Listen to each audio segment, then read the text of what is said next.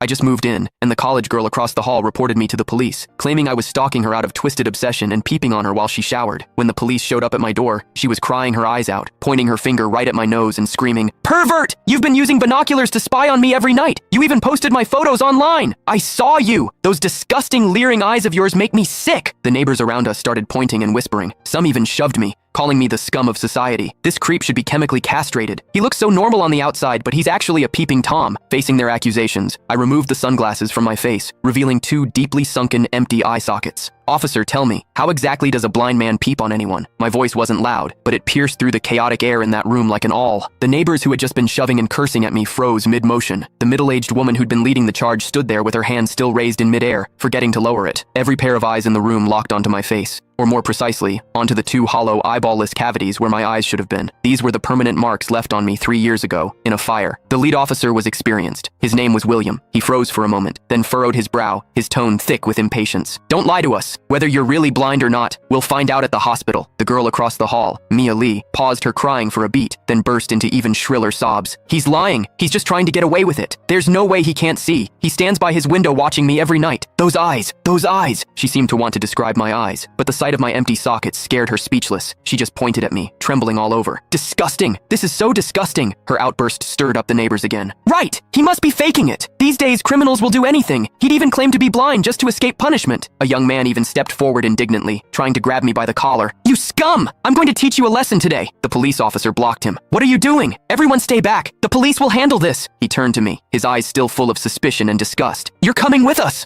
I didn't resist. I calmly held out both hands. Cold metal touched my wrists. Two younger officers flanked me on either side and led me toward the elevator. Behind me, Mia's crying mixed with the neighbors' curses into a chaotic din. "Scum of society! Get out of our community! Hope you rot in prison!" I could see the righteous expressions on their faces. I could also hear the pleasure in their voices as they trampled me into the mud. I stepped into the elevator. The metal doors slowly closed, cutting off the noise from outside. One of the younger officers, probably new to the job, couldn't help but ask me quietly, Are you really blind?" I tugged at the corner of my mouth but didn't answer. The other officer patted his shoulder, signaling him to keep quiet. But I knew that in their minds, the scales had already tipped completely in favor of that tearful young girl. After all, it was a young, pretty, pitiful college student on one side, and on the other, a suspicious man living alone, wearing sunglasses. In their eyes, it was crystal clear who was the victim and who was the perpetrator. What they didn't know was this: sometimes, what the eyes see is the biggest lie of all. And I, a blind man, had seen something that none of them had. For instance, when Mia accused me, her heartbeat was steady, without a single ripple of genuine emotion. The interrogation room at the police station was harshly lit by fluorescent lights, and the air smelled faintly of mildew. I sat on a cold metal chair. Across from me were William and a female officer taking notes. Name: